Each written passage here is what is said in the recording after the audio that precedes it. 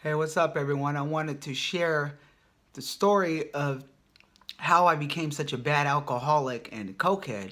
So I started drinking when I was 13 or 14, and my first shot of alcohol was E&J. I would drink with my friends, and I knew I had a problem because I would always just smash it.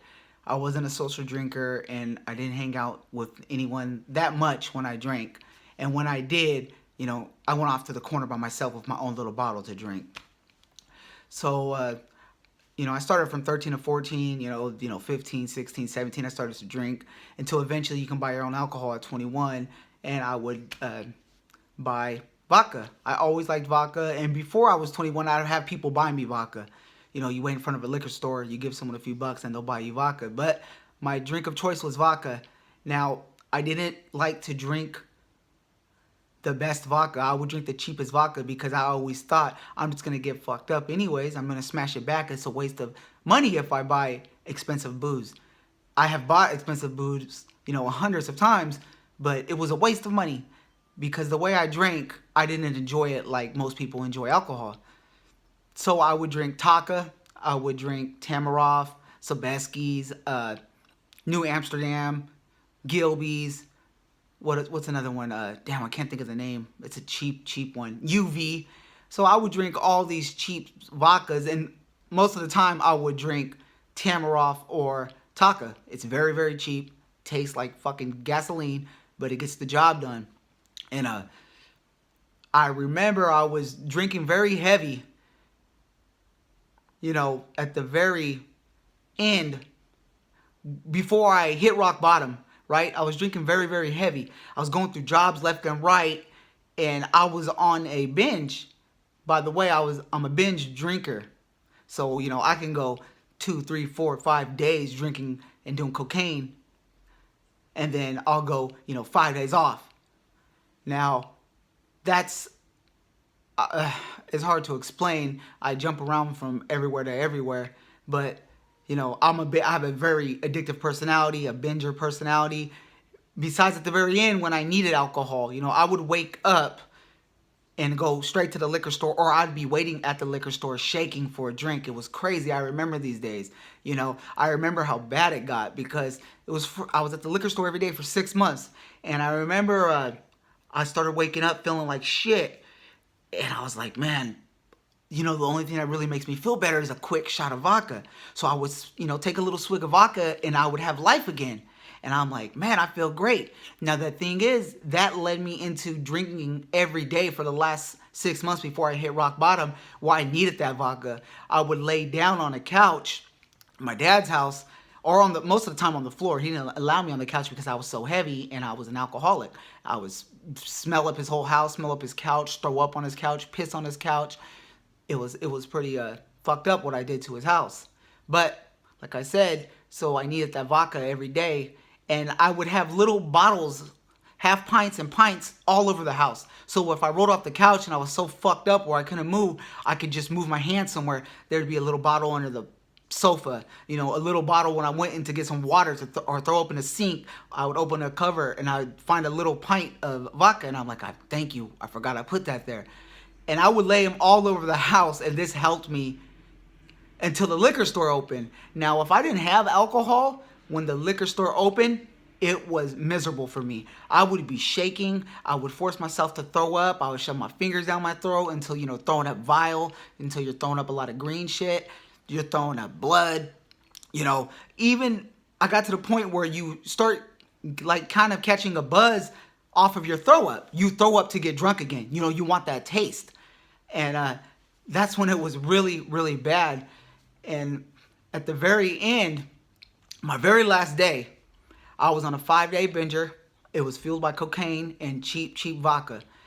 And I did some stupid stuff. I ended up at the ER, and they blood tested me and everything. They're like, man, you're crazy. I came in, I OD'd off alcohol and cocaine. They released me the next day because I said I was suicidal, but that was just the drugs and alcohol, right? So they ended up releasing me the next day. So on the next day, I look for a way home. Well, hold on. When they released me, I have no clothes. There we go. I had no clothes. I had to wear a gown. You know, I'm 300 pounds. I wear a gown. I had no boxers. I had no shoes. I just had a socks and a gown. And I'm like, how am I supposed to get home? So I call a cab because I thought I had money. And by the time the cab gives me a ride home, I have a $20 bill, but it was a counterfeit $20 bill. And the thing is I remember I had a $100 bill. Now I was so drunk, I gave change to someone. I remember at the store, at the cigarette store. And the guy told me not to give change. He said they have fake money, but I wasn't listening. I was drunk, and someone gave me fake money. So the cab driver was pissed. My neighbor was outside. She seen me, and she paid for it. Paid for my cab ride, which, you know, I was pretty lucky for that. So that was the last day. And I'm at home, and my mom's mad at me. My dad's mad at me. Liz, we haven't talked for 2 years, is telling my dad, is like, you know, I'm done with him. He's a bad drunk. I don't want him seeing his kid no more until he gets sober. She never held my kid from me, but she's like, he needs to get sober because this just isn't healthy. She's going over there, and I don't want her to be around him no more. He doesn't even love himself. You know, how's he going to take care of Stella? So she, you know, she said that to my parents, and I was, you know, I wasn't that happy about it. I was mad. I was, you know, like, what the fuck am I doing with my life? How did it get this bad of alcohol? You know, I mean, how did I get so addicted to alcohol, right? That I love alcohol more than Stella. I loved it more than anything. I'll just be honest. And I needed it. So, you know, I remember I had a choice, and I was like, okay, I have to get sober. Now, if I don't get sober, I'm going to lose everything. But I also had another thing in my mind. If I get clean and sober and I lose weight, I'm going to get my family back. Now, Liz had a boyfriend already, you know. But I just thought in my head, if I get clean and sober and she sees a new person, I might be able to get my family back, you know. And that's what really drove me. Now, it helped me get up every morning, and it helped me go to the gym. I went to the gym 3 times a day. I wish I would have made the videos to show you guys how much I was in that gym. But it was at Planet Fitness on Stockton and Fruit Ridge. Ask Jose and Xavier. Jose's the only one who still works there, and I believe the manager. But Jose would see me there 3 times a day. And all I did in the beginning was walk. And then I started walking my incline. And then I started walking fast on the incline. And then I started running. And then I started doing the Stairmaster. And that helped me lose 100 pounds in 5 months. Now, I also ate really clean. I ate meal preps because at the time I didn't want nothing going into my body that was bad. I was like, I'm getting off drugs and alcohol. I'm getting clean and sober. I don't want nothing in my body that's bad. So I was eating really, really healthy. And that helped me lose 100 pounds in 5 months. Really, it was like 4.5 months. You know, I started March 13th. I got my membership January 27th, 2015 at Planet Fitness, but I was going there to get drunk still and do cocaine. The first day I even went to the gym, someone's like, look at that fat fuck, he ain't gonna lose weight. And that same guy, later on when I lost weight, asked me for help. And he's my friend, and we joke about it now. It's pretty funny. So, sorry, I'm trying to use this. So, you know, that's how I lost a lot of my weight. Actually, that's how I lost all of my weight, eating clean and exercise. I know my story's going everywhere. I'm a pretty sporadic person. And the beginning of getting sober sucked. You know, I was having alcoholic tremors. I was having the alcoholic delusions. I didn't go to a hospital. I didn't go to a rehab. I didn't go to no sobriety places. I did it by myself. The only person who really helped me was my dad. I would be shaking. I mean, I was shaking for 3 weeks non-stop, and I was restless. I would walk non-stop down the hallway in his house non-stop, thinking I did shit that didn't happen. You know, I was like, I robbed a store. I robbed a store for all the liquor. I did this, I did that. And he's like, no, you haven't. You're tripping. You were laying on the ground. What the fuck are you talking about? And I was having these crazy thoughts for 3 weeks. I mean, I barely got any sleep. And when I did get sleep, I thought I was doing something I wasn't. I was on his ground. And it took about 3 weeks to get... It took about 3 weeks to get that feeling to go away. Now, when you get clean and sober, the other thing that you need to help deal with is when you get clean and sober is the guilt. Because once I got clean and sober, I was feeling guilty for always choosing alcohol over my kid, cocaine over my kid, not helping her mom with her, with Stella's bills, all the people I fucked over, because you fuck over a lot of people when you're on cocaine and you're drinking, right? All you want is that high.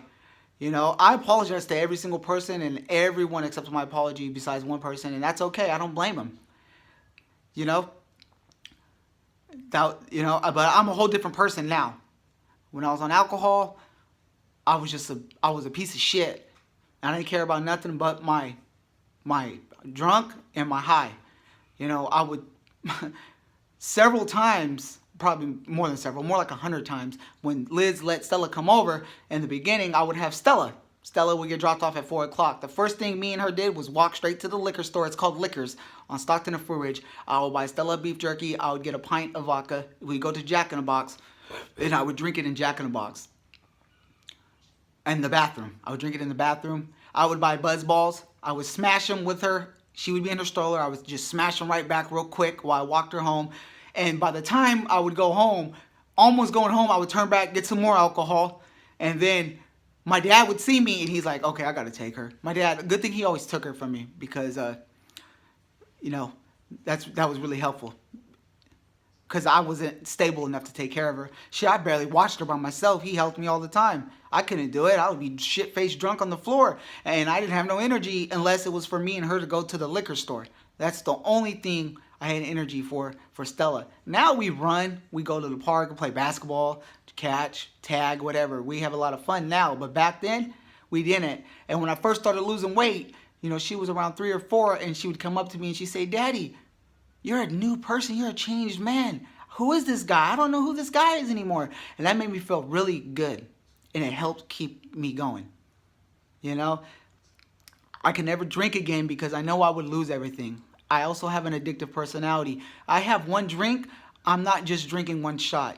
I'm fucking smashing the bottle back, getting cocaine, and losing the next 5 days of my life. You get what I'm saying? I'm on a binge again. I don't care about anyone or anything. I'm just that type of person, and some people are like that and some people aren't. I don't judge anyone who drinks or does anything. I don't really care. That's everyone's own choice, right? A lot of people can handle it, and a lot of people can't handle it. And I'm one of the people who can't handle it. Just want to thank you guys for listening to this, and I'll make another story, or I'll make another video that's a lot less sporadic. Have a good day.